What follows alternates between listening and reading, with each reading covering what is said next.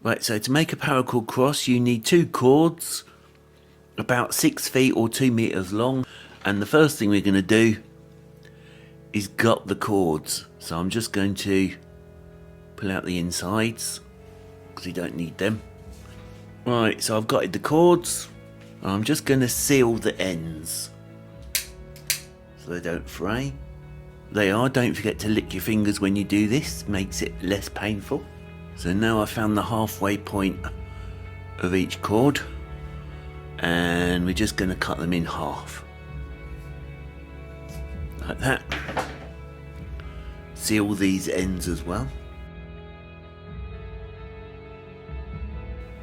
Right, so now I found the halfway point of each cord, and all I'm going to do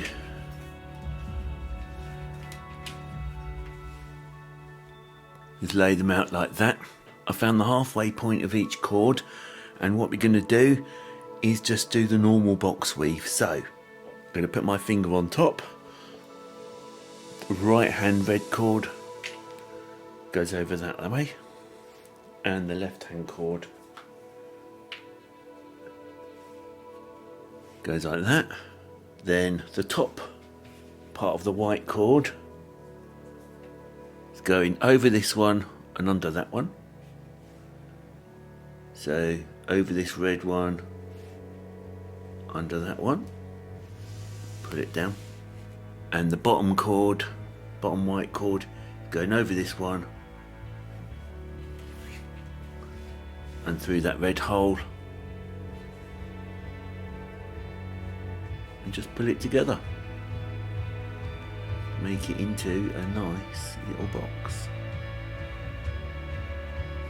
Right, so now all I've done is I've just flipped it over to hide this piece here, and we're going to do exactly what we did last time. So now I've made 2, I've done exactly the same, and now I'm going to have the red in the middle of the cross like that. Now this is where things get a bit tricky, okay? So what we're going to do, I'm going to have the red as the front of the cross, okay? So that means we need to build up here on the top, okay? I'm sorry if my hands get in the way. This is really tricky and fiddly to do. So what I'm doing, I'm using this white cord and this white cord. I'm using this top red cord here and this red cord here. I'm going to go like that. I'm going to do exactly the same as we did before.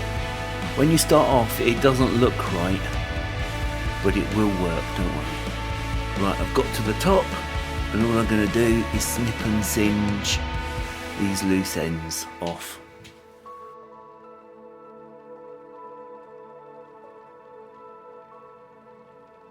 There's the top, and now we're going to do the bottom exactly the same.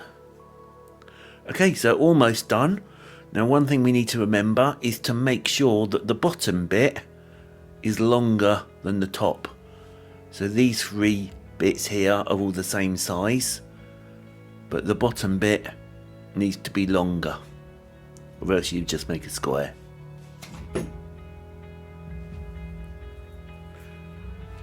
Now all I'm going to do is just snip and singe these bits. Right, so there you go, that is a Box Weave Paracord Cross. Didn't come out too bad for the first try. Now I did forget to put the split ring in the top to make a key ring, but that's easy enough. You just put the split ring in the middle. All you do is put the split ring in the middle like that, and then just weave it over the top, and then snip and singe, and you've got yourself a key ring. But otherwise, see you in the next one. Bye.